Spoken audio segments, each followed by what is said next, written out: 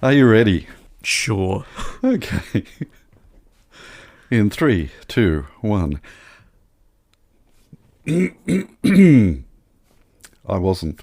That's not how we start these podcasts. No, I'm still rusty. Hello, dear listener. My name is Rusty. Hello, dear listener. My name is Colin, and with me, as always, is my... No, I can't remember. See, I'm rusty. Colin had a problem and a microphone to spare. Thomas took it up, and so the podcast went to air. For weeks and months they trolled through every single DVD. They've unwrapped all the ones they can, and now they're cellulose free. Now they're cellulose free. Hello, dear listener, and welcome to Cellulose Free. My name is Colin, and with me, as always, is my fellow film watcher, compadre and son, Thomas. Hi, hello. What have you been up to? Well, pulling back the curtain just a little bit. Yes. It has been about a year. A year since we stopped podcasting. And it was not a good year for me personally. No, and it were not for I either. Yeah. My local politics blogging project basically collapsed because I burnt out on it. Mm-hmm. It's a lot of work to have insight when a lot of the time you're just repeating the same things. Yep. And the voice referendum, that didn't go the way I wanted, but I knew it wasn't going the way I wanted, because all the polling said it wasn't. Yeah. Our goal to continue watching films on Wednesdays collapsed because I could not...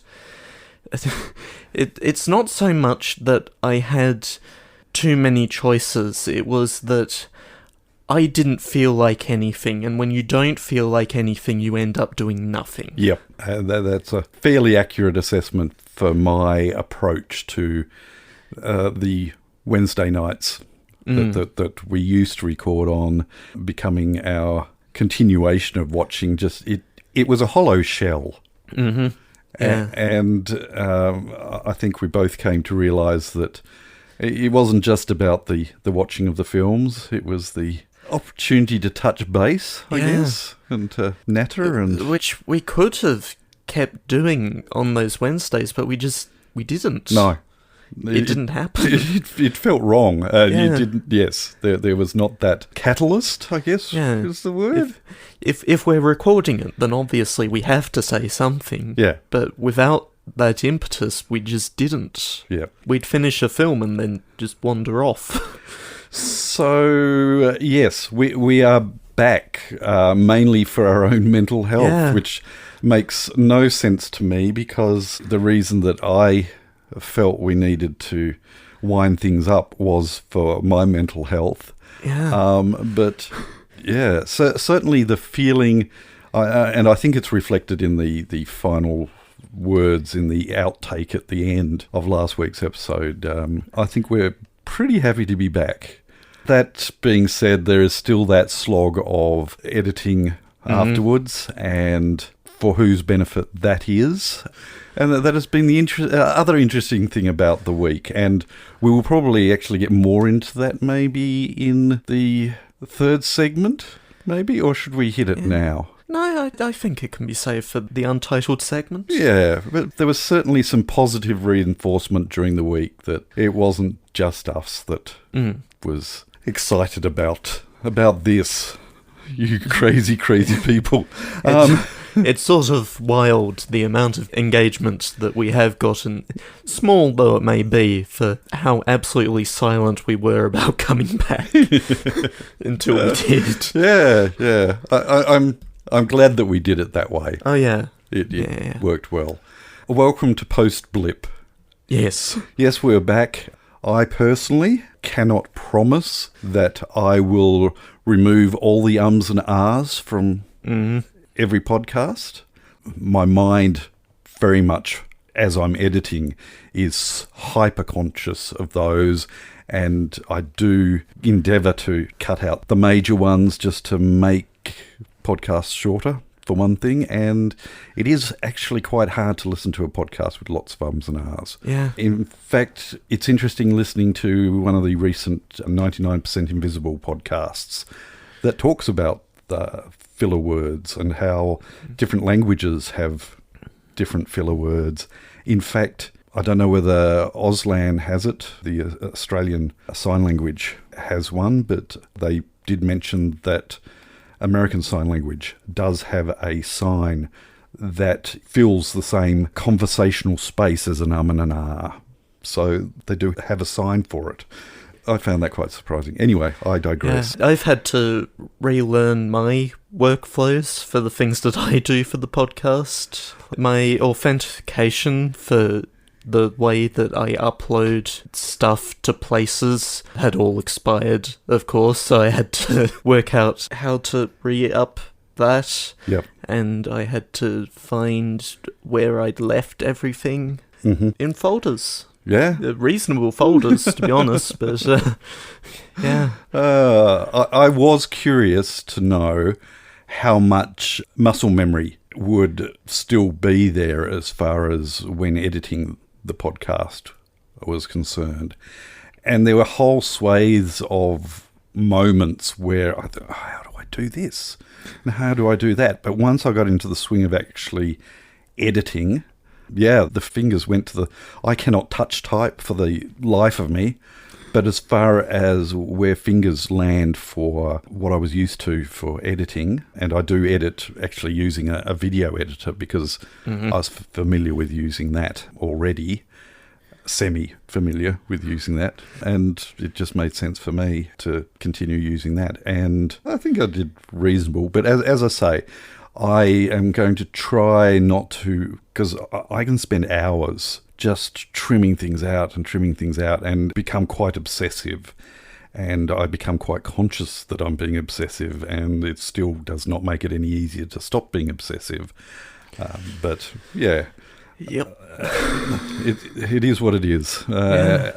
One thing that you, of course, all notice in both last week's and this week's episode is that there is no strange vibration noise when our voices hit certain frequencies. The arms that our microphones are on are very, very cheap spring-loaded arms, the springs of which, and there are two different lengths of spring, so there's two different frequencies that if we happen to hit, it'll make those springs vibrate.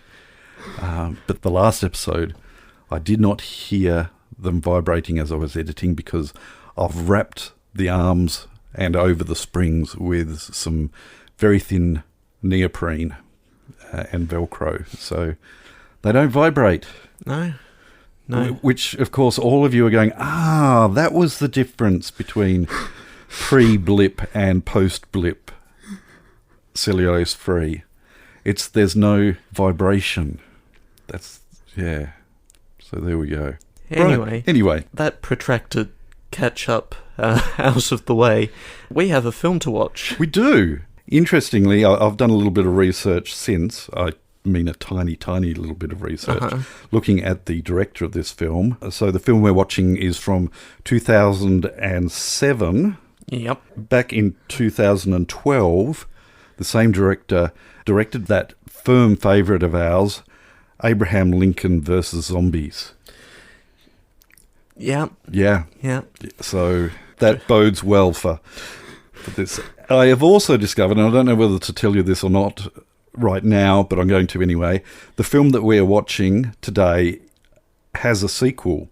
Right. That came out 10 years later, directed by the same director and starring the same main character, actor playing the same character.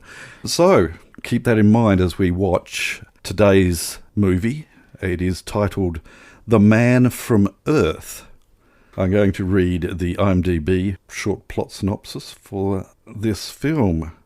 An impromptu goodbye party for Professor John Oldman becomes a mysterious interrogation after the retiring scholar reveals to his colleagues he has a longer and stranger past than they can imagine. The Man from Earth. We're going to watch it now and come back and talk about it. So we shall catch you on the flip side. Down to side B. No, I think that can just be dropped. Post blip. We don't do that. Sure. You mongrel.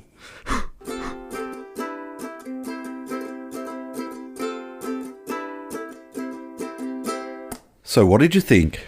So Jerome Bixby, who wrote this film, finished it up in 1998, just before he died.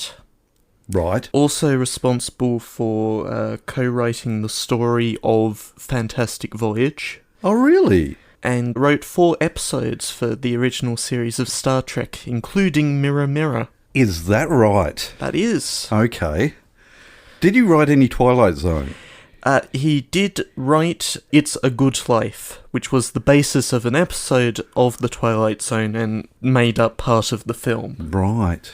Interesting. Yeah, because one of my notes is this really feels like a long Twilight Zone episode.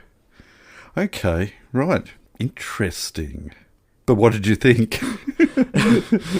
I don't usually go in for sedate films that sort of plod along towards something resembling a conclusion, but this worked for me. It did plod, and it felt very, very, very much like stage play.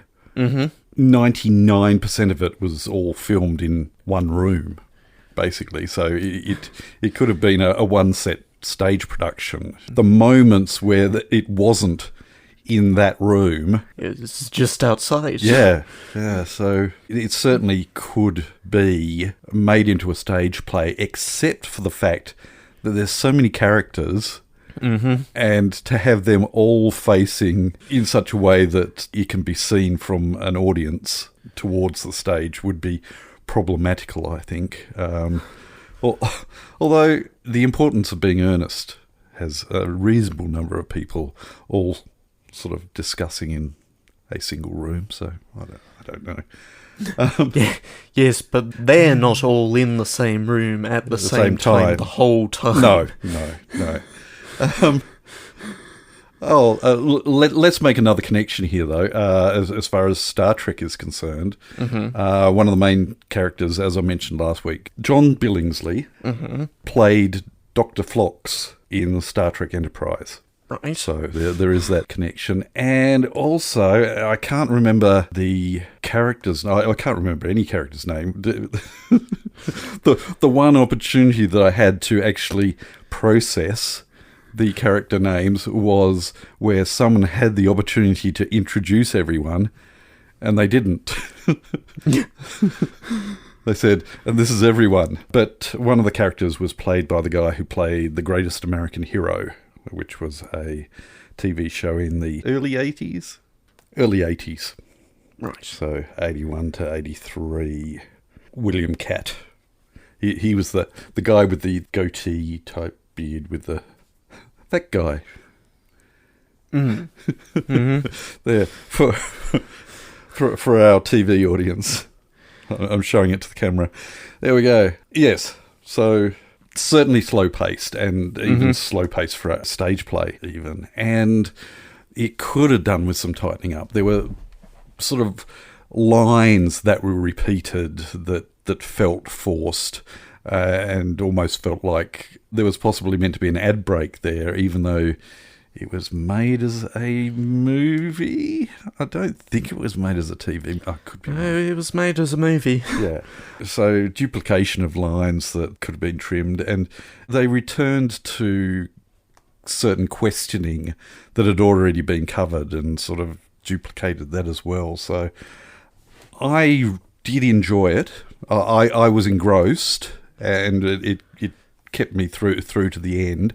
I must admit that I knew the premise of what was going to happen, but there were certainly directions that it took that I wasn't expecting, that I thought was, I don't know, it it felt a little forced, but it was possibly necessary to emphasise the fantasticality of it. Is that a word?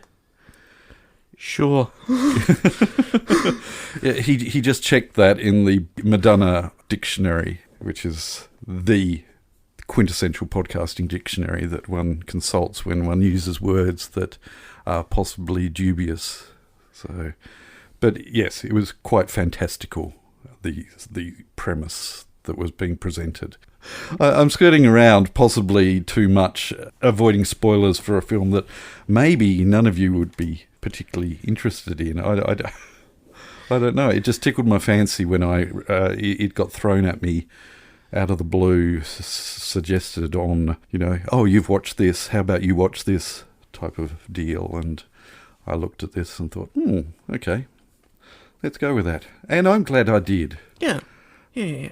Acting was solid enough. Yep. There was some weird use of music, though. There's some background music that in places that felt really odd to have background music.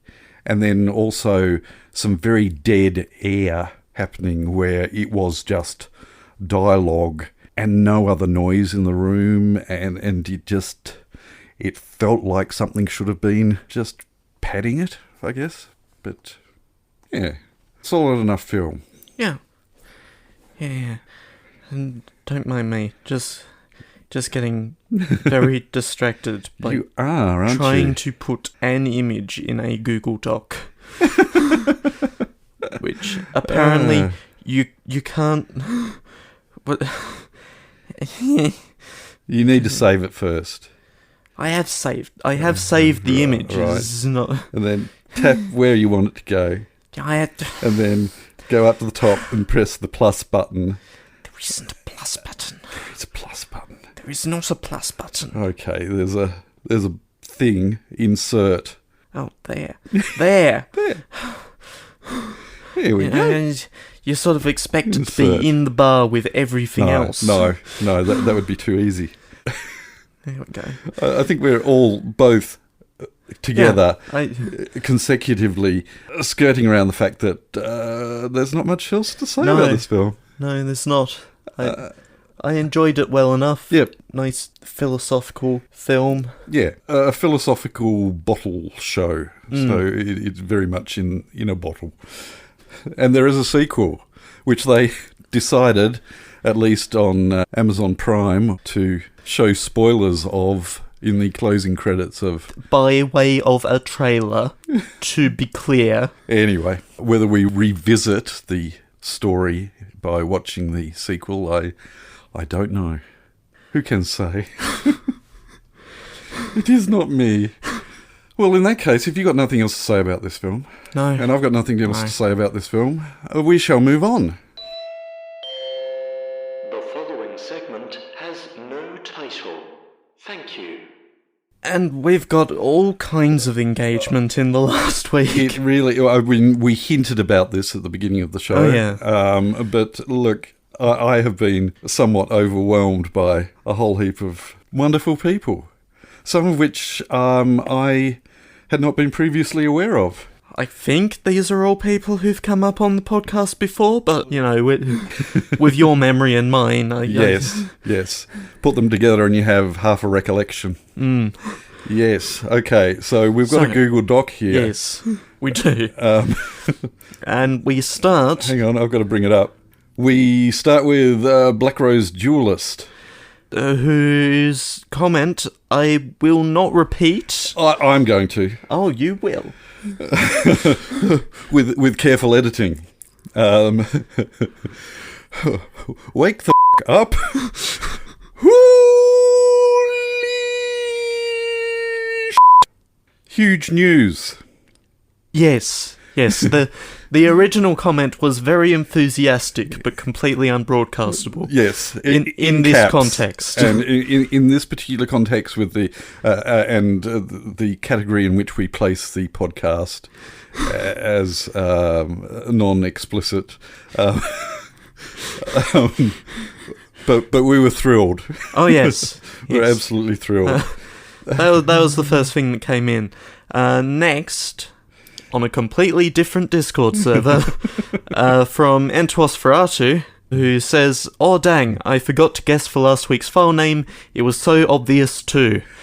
It's good that Entosferatu brings that up, because we did not mention it really, other than nobody guessed it last week. But just a reminder to our dear listeners that you do have an opportunity to write in and guess what file name I use at the beginning of recording each episode. On our little recording device, I have a file name that is restricted to 6 alphanumeric spaces. And so usually I try to type something in that's, whether it's an abbreviation of the name of the film or will remind me that is that film. I don't know why I do it really, because I download the file, edit it up, and never touch the file name again. So, but obviously it must be so that we can have some audience interaction. Oh yeah. By you guessing what I could have possibly called the previous week's file name. So nobody guessed last week's, and I don't think they would have, because I didn't actually come up with the name. Yes, to pull back the curtain a little further, while Colin was busy coming up with the idea of just completely gaslighting the audience on whether we'd gone anywhere for a year, I just didn't tell him what film we were watching until it came up naturally in the flow of the podcast. Yes, so all of that knowing nod was concealing the fact that I did have no idea what we were watching last week. So I had to, once it was revealed to me, feign complete knowledge of the fact that is what we were watching. And I haven't quite forgiven Thomas entirely for making such a choice, which also opens the opportunity for me to throw in a couple more coming-of-age movies just to get back at him. So back to the file name. Yes. 2 episodes ago, what was the file name? Oh, okay. So 2 episodes ago, which would have been The Devil's Backbone, which was the supposed last episode of the podcast. And let's see if I can actually find that again. Looking for a bright orange image. I am looking for it. Okay. So, if anybody had actually contributed to guess the last movie we watched a year ago, it would have been BKBONE, Backbone, for The Devil's Backbone. So, those of you who are new to the podcast, that's the way of thinking possibly, except that if you are trying to guess what last week's episode was... all I gave him was CLF 101, which contained absolutely no information about what we were going to watch, because it was just the podcast and the episode number. Which is why I'm using that as an excuse for how vagued out I was during last week's episode, because all through the beginning of it, I was still trying to work out what CLF. It's just cellulose free. 101. I was thinking, right, it's like a school subject, you know. No. Physics 101. Oh, no, it was just the fact it was CLF episode 101. Yes. So this week's episode does have a 6-letter acronym, and you do have an opportunity to guess at what that is. So the information is at the end of the podcast and in the show notes as to where you can contribute to guess what this episode's file name is, and which leads us back to Entosferatu's comment that he did not, and feels really bad that he did not guess what Backbone was. Or indeed CLF. Indeed. Or whatever it was for blood-sucking Amazon women from Mars. Yes, that is true. I'd forgotten about that mythical episode that may be unearthed by archaeologists in hundreds of years' time on a SD card with the scratch and sniff card as well. Yes. Eve Pie, Hi, E of Pie. from that same Discord, says, I think my podcatcher hiccuped. Guess I've got a couple of backlog episodes to catch up on. Sorry for no comment last week. Yeah, where were you? Ah, You let us down. Wow. So much to say about blood-sucking Amazon women from Mars. Number 3. yes. With the scratch and sniff card. Okay. We moved to YouTube, where Dunkel simply said, whoa. And that excited me too. Yeah. Hi, Dunkel. Before we recorded last week's episode, I was sort of worried about what doing no promotion whatsoever None whatsoever. would do for us. Thomas was worried. I really had trained my mind to think that it doesn't matter if no one hears it, nobody notices. We've given everyone the opportunity to get out of jail free. And yes, so I did get a little teary, all these familiar names popping back up and appearing to be excited. I will still not be convinced that anyone can be excited about this podcast. But thank you, Dunkel, for your woe. And then over on Twitter, no one ever replies on Twitter, but this time someone replied on Twitter. What's Twitter? Oh, X. What's X? Oh, it's Elon Musk's Hellbird site. Oh dear. Who let him have any access to social media? Money? Money. His money let him It was have his access. money, yes. Yes. And also a bunch of other people's money. Yes. M. Yes. M. Hi, M. God, Thursdays are so boring nowadays. Cellulose Free Season 2. And then there's a GIF here. It's a classic GIF of a black man wearing a bunch of cool suits.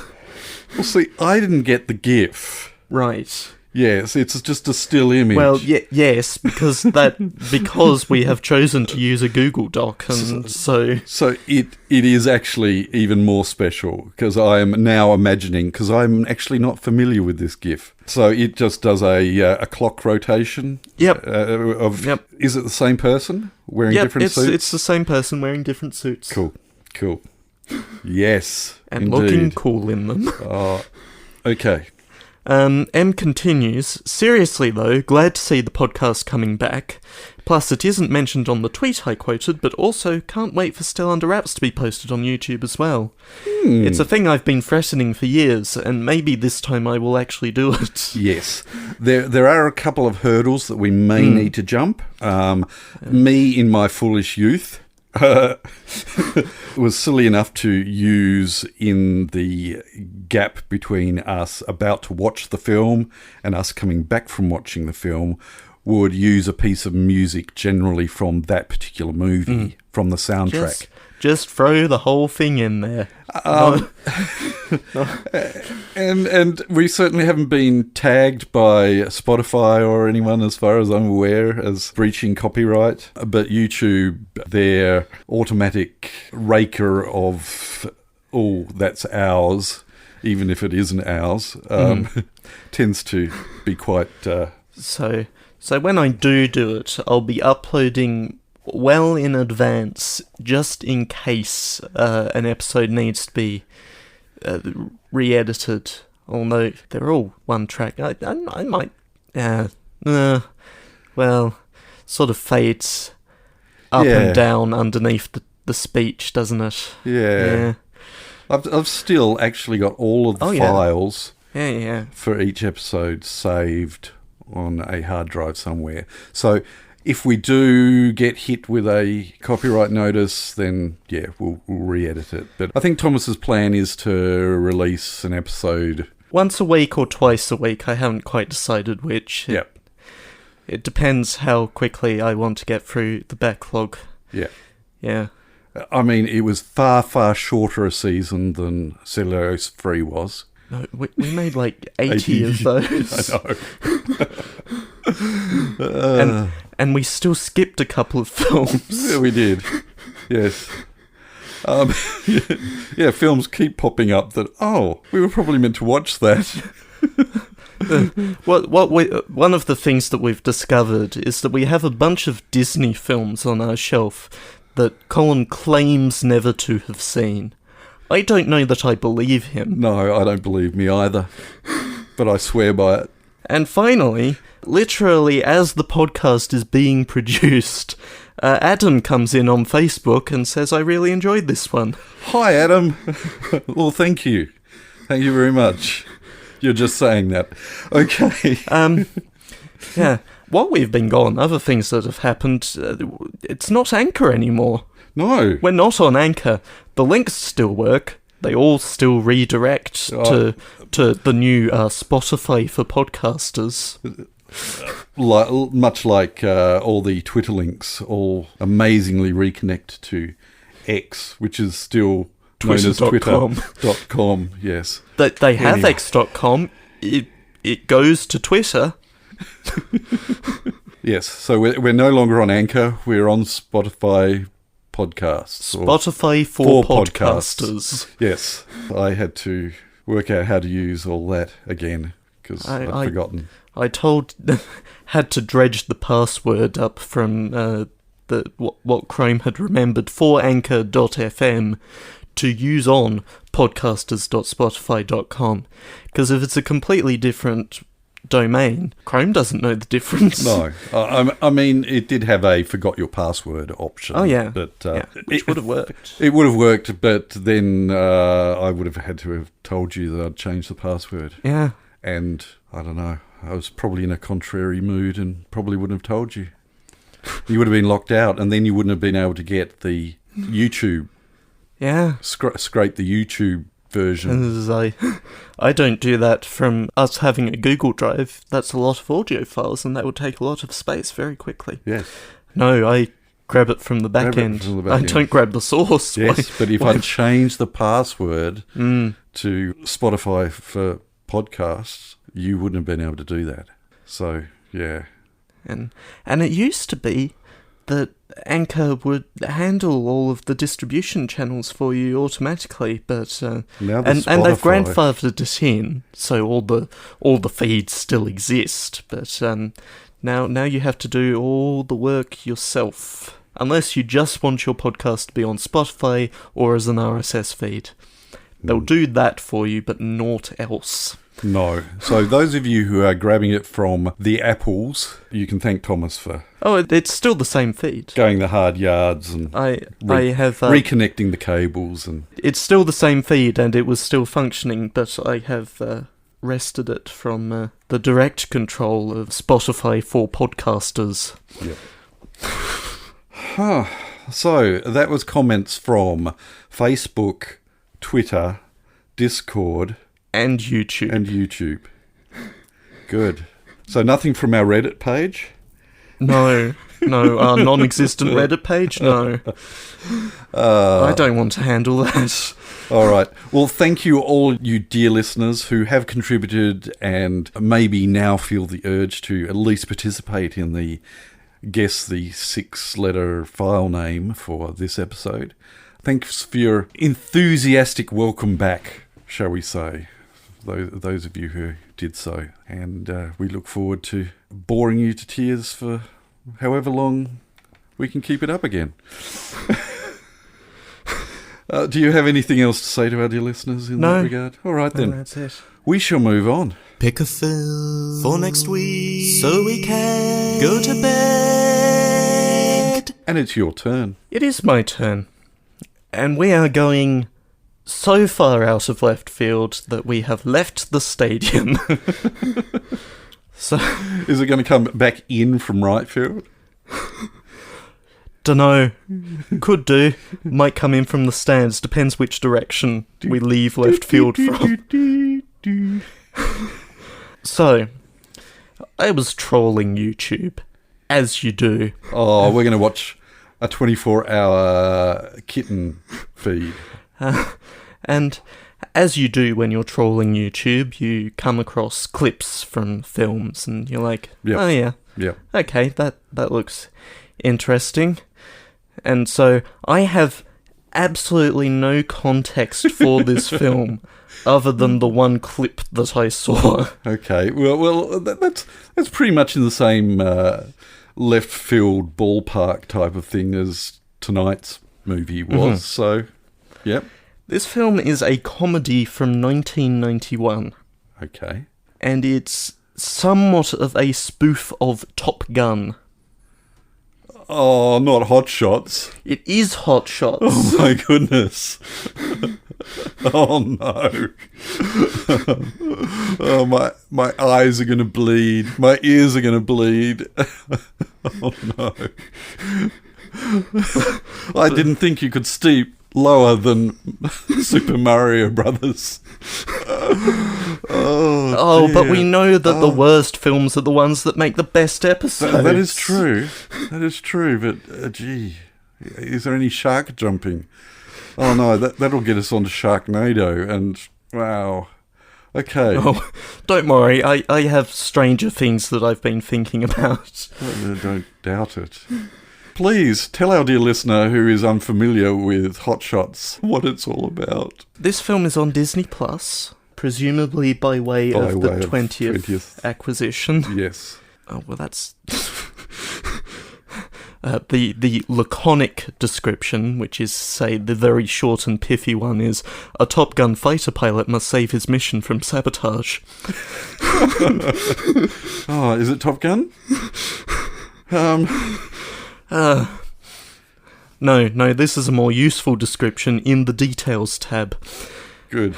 Recruited to join a top-secret mission for the Air Force, a renegade pilot finds himself coping with an incompetent admiral and a carefully selected squadron of flyers who are either inept or half-blind. He also winds up in competition with the Corps' model of military perfection for the heart of the base's sultry psychiatrist. Dun, dun, dun, dun, dun, dun, dun. Oh no, that's Police Academy. Sorry. From the same bunch, I think, possibly. From the people who brought you Airplane and the Naked Gun. Good. So Leslie's in it. Is Leslie in? Oh, that's a good question. Hot Shots? He might not be in this one. Oh. No, I'm not seeing a Leslie Nielsen here. Okay. But that kind of format, anyway. All right. So, Hot Shots, next week. It's available for streaming probably on YouTube. No. Disney Plus you here said in Australia. Disney Plus, yes, sorry. And most places, except probably the US, where it's probably on Hulu. Yeah. For now, while Hulu exists. Yes. We hope that you can join us when we watch that film that I'm so looking forward to. But until then, we'll catch you next time. Bye. You have been listening to Cellulose Free. Your hosts were Colin, who produces and edits the show, and Thomas, who makes the artwork and music. Cellulose Free is recorded in the Deranged Cat Studios in scenic Tasmania, Australia. We keep track of our extensive physical media collection through My Movies, which we highly recommend. You can find links to that, as well as other places you can find us in the show notes. Cellulose Free is a Hi Hello production.